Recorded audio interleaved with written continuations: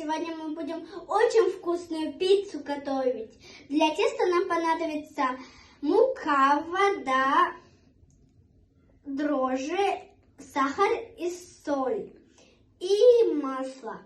Для начинки у нас есть сыр, колбаса, огурец и кетчуп. 7 грамм дрожжей на 250 миллилитров воды.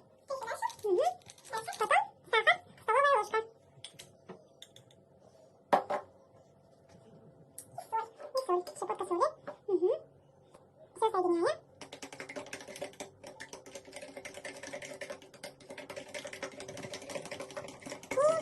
И наливаем сюда. Делаем тесто.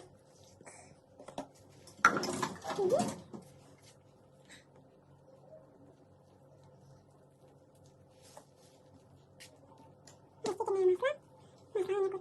Масло не будет. 60 миллилитров. Должно получиться мягким и не липнуть к рукам. После оставляем и прикрываем и оставляем его на 30 минут.